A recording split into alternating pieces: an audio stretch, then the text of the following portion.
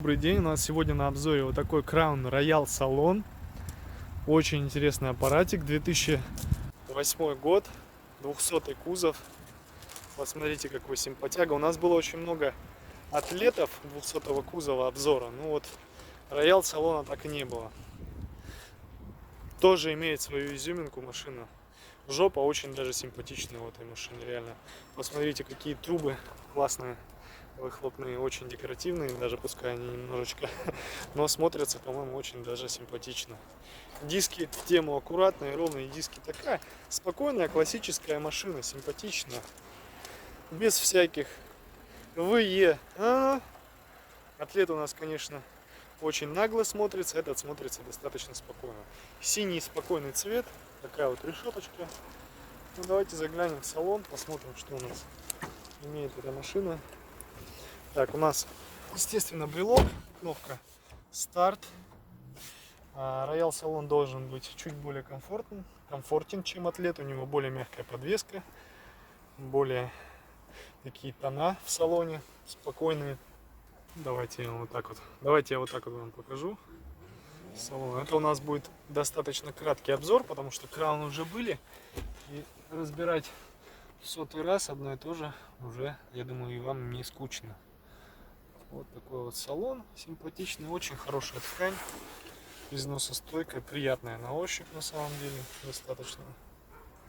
Ничего не трескается у краунов, у этих вот свежих, мне что очень нравится на самом деле.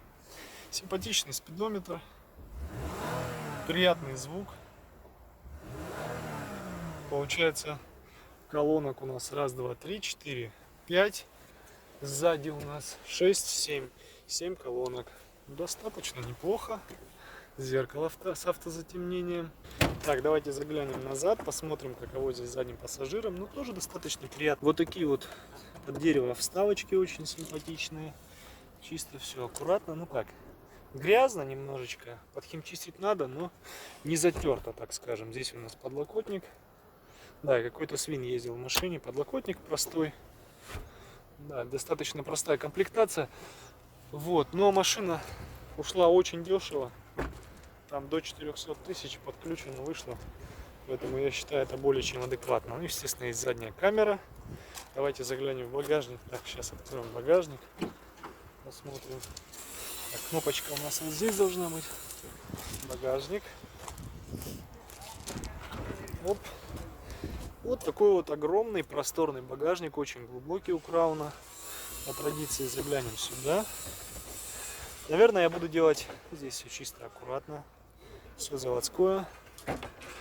Наверное, я буду делать, ребята, взоры лучше почаще, но покороче. Вы же не против, я думаю. Так, кстати, мне многие говорили, что вот это просто шлейф, который... Это не шлейф, а типа тросик для того, чтобы...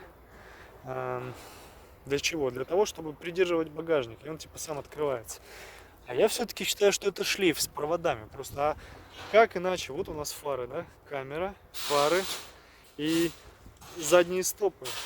Тогда объясните мне, уважаемые знатоки, каким образом передается весь сигнал, если не по этому шлейфу? Вот на эти вот стоп-сигналы и на камеру. Где он передается? Вот здесь, тут негде. Ну, через замок вряд ли он передается, правильно? Больше никаких моментов здесь нету, никаких соприкосновений. Так что, ребята, не надо со мной спорить, я был прав. Это шлейф, провода, которые передают и камеру, и задний ход, и стопы, соответственно, подсвечивают. Я развенчал ваш миф, так что вы со мной спорили, не надо со мной спорить больше. Я, конечно, часто ошибаюсь, но в данном случае я был прав, судя по всему. Ладно, мини-обзорчик закончен, я думаю, вам понравилось. Ставьте лайки, подписывайтесь. Немножечко вам еще интерьера сзади покажу. И будем на связи. Вот так вот симпатично все у нас выглядит. По-моему, очень даже круто. Да, очень круто. Все, всем пока.